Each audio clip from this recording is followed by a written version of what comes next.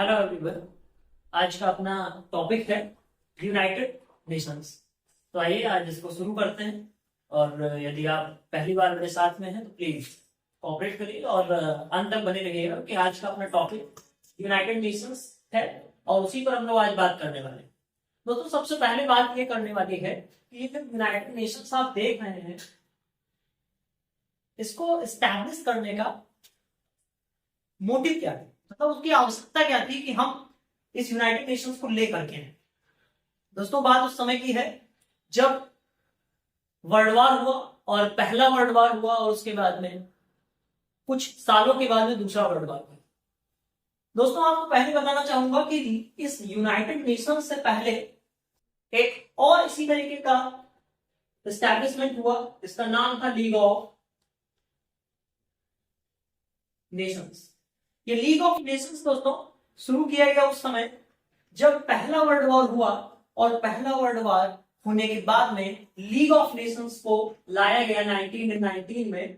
जब इसको लाने का मोटिव, या फिर आप ये कह सकते हैं कि यूनाइटेड नेशंस को एस्टैब्लिश करने के इन दोनों के एक ही कारण थे, वो था कि अब भविष्य में कभी भी वर्ल्ड वॉर जैसी समस्या न देखनी पड़े या ऐसी परिस्थितियां दोबारा ना आए। इसलिए एक एस्टैब्लिशमेंट हुआ एक संस्था का, एक काउंसिल का, इसका नाम था यूनाइटेड नेशंस। और लीग ऑफ नेशंस दोस्तों ये फेल हो गया क्योंकि ये 1919 में आया और ये इसी मोटिव से आया था कि अब सेकेंड वर्ल्ड वॉर ना हो। लेकिन जब सेकेंड वर्ल्ड वॉर दोस्तों हो जाता है तो फिर ये फेल हो जाता है और उसके बाद में आपका 24 अक्टूबर 1945 को एस्टैब्लिश होता है आपका यूनाइटेड नेशंस। अब यूनाइटेड नेशंस दोस्तों एस्टैब्लिश हो रहा है और मैं आपको बता दूं कि यहां पर चार्टर पर लगभग उस समय 51 कंट्रीज थी जिन्होंने साइन किए और उसके बाद में आपका एस्टैब्लिश हुआ यूनाइटेड नेशंस। अब ये तो दोस्तों बात हो गई यूनाइटेड नेशंस के आने की, आवश्यकताएं क्या थी। अब इसके कुछ ऑब्जेक्टिव्स पे बात कर लेते हैं कि इसके ऑब्जेक्टिव्स क्या है। सबसे पहला ऑब्जेक्टिव दोस्तों मैंने आपको शुरू में ही बता दिया कि वर्ल्ड वार अब दोबारा ना हो, मतलब 2 वर्ल्ड वार हो चुके हैं, तीसरा वर्ल्ड वार ना हो। तो उसके लिए पहला मोटिव यही है कि to stop the next world war, जो भी आगे उसको ना हो ऐसा वर्ल्ड वार या वैसी परिस्थितियां ना आए, उसके लिए दोस्तों ये इसका एस्टैब्लिशमेंट हुआ। दूसरा ये है कि वर्ल्ड लेवल पर जो शांति है उसको बनाए रखना, उसको कायम रखना भी इसका एक मोटिव है। तीसरा मोटिव ये है कि आपके जो जितने भी कंट्रीज हैं उनके बीच में एक फ्रेंडली रिलेशनशिप रहे, ये भी इसका एक अपना मोटिव है।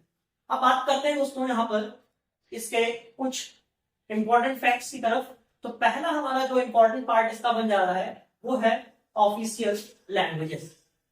बात करें दोस्तों इसके लिए मैं आपको बता दूं कि 6 ऑफिशियल लैंग्वेजेस हैं जिस पर हमें ध्यान देना है और वो आपके लिए मैंने यहाँ पर एक न्यूमोनिक तैयार किया है। जो न्यूमोनिक आप देख पा रहे हैं SRACEF।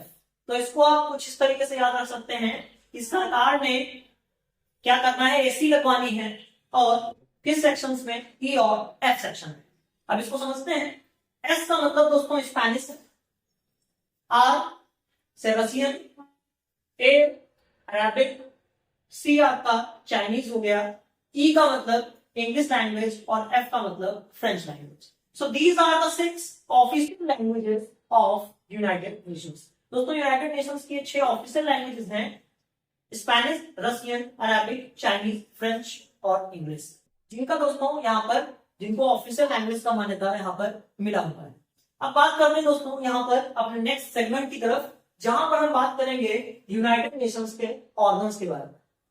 यूनाइटेड नेशंस के दोस्तों ऑर्गन कौन कौन से हैं, तो मैं आपको बताना चाहूंगा there are 6 organs of UN, मतलब यूनाइटेड नेशंस। यूनाइटेड नेशंस के 6 यहाँ पर ऑर्गन है, उसके हिस्से हैं, उसके भाग हैं जो दोस्तों काम करते हैं वर्ल्ड लेवल पर। अब आइए उनके बारे में जानते हैं। पहला है दोस्तों आपका the general assembly, second the security council, third आपका है द सेक्रेटरीट, फोर्थ, ये सबसे इंपॉर्टेंट है, इस पे स्टार लगा लीजिए कि यहां से क्वेश्चन बहुत बार बना है, the international court of justice ICJ।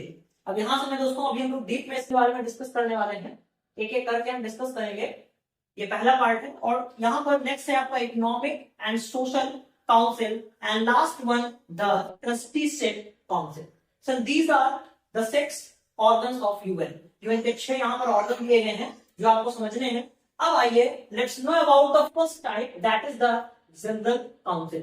पहले वाले पे बात करते हैं कि जनरल काउंसिल क्या है और इसके अपने मोटिव क्या है।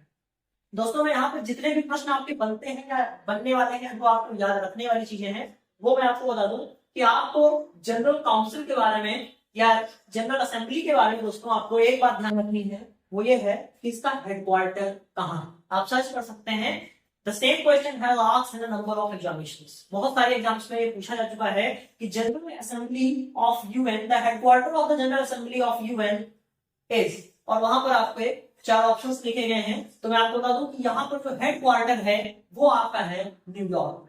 पहला प्रश्न आपका बना कि जनरल असेंबली का हेडक्वार्टर कहाँ है, तो वो न्यूयॉर्क में। सेकंड क्वेश्चन आपका दोस्तों बनता है कि जनरल असेंबली का वर्क क्या है। तो मैं आपको बता दूं कि आपको मैं एक चीज बताना चाहूंगा कि यहाँ पर इस यूनाइटेड नेशंस के 2 तरह के मेंबर्स होते हैं।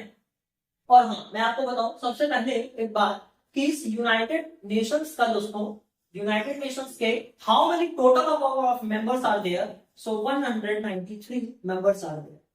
ये आपके इतने मेंबर्स हैं, 193 टोटल मेंबर्स हैं। और इसमें दोस्तों मैं आपको बताना चाहूंगा कि 193 मेंबर्स में आपके 2 टाइप के मेंबर्स हैं, एक है permanent member and second one non permanent members. 2 type के मेंबर्स हैं, मैं आपको बताना चाहूंगा। यहाँ पर इनकी संख्या 5 है और ये आपके दोस्तों 10 मेंबर्स हैं। और ये हमारे लिए एक प्राउड की बात है कि India in 10 non permanent members में दोस्तों शामिल है कुछ पिछले सालों से। अब बात करते हैं दोस्तों यहाँ पर, तो मैं आपको ही बताना चाह रहा हूं कि जो जनरल असेंबली है ये डिसाइड करती है, it appoints non permanent member to the security council. दोस्तों जो सिक्योरिटी काउंसिल होगी उसमें नॉन परमानेंट मेंबर्स को अपॉइंट करने का दोस्तों जो काम है वो किसका है, जनरल असेंबली का है। उससे नेक्स्ट प्रश्न की बात करते हैं दोस्तों कि इस जनरल असेंबली का जो फर्स्ट सेशन है वो कब हुआ था। ठीक, तो पहला सेशन दोस्तों मैं आपको बताऊंगा, first session of UN assembly was held in 1946 and on 10th of January. मतलब 10 जनवरी 1946 को 1946 को आपका पहला सेशन हुआ था इस जनरल असेंबली का, जो कि दोस्तों आपका डेट था 10th ऑफ जनवरी 1946। और आपका दोस्तों लास्ट क्वेश्चन जो अभी तक सबसे ज्यादा पूछा गया है वो ये है कि फर्स्ट नेशनल, जो आपकी फर्स्ट इंडियन वुमेन थी, first Indian women president of UN, मतलब यूनाइटेड नेशंस की पहली महिला, पहली भारतीय महिला, तो दोस्तों कौन थी। तो आप सभी को बताना चाहूंगा यहाँ पर 1953 में आपकी विजया लक्ष्मी पंडित, मतलब विजय लक्ष्मी पंडित आपकी दोस्तों पहली भारतीय महिला थी जो इस यूनाइटेड नेशंस की जनरल असेंबली की प्रेसिडेंट रही थी। तो दोस्तों यहाँ पर हमने अभी अपने पहले सेगमेंट को डिस्कस किया है जो कि है हमारा जनरल असेंबली। अपने नेक्स्ट पार्ट में हम इसके अदर पार्ट्स के बारे में भी डिस्कस करेंगे।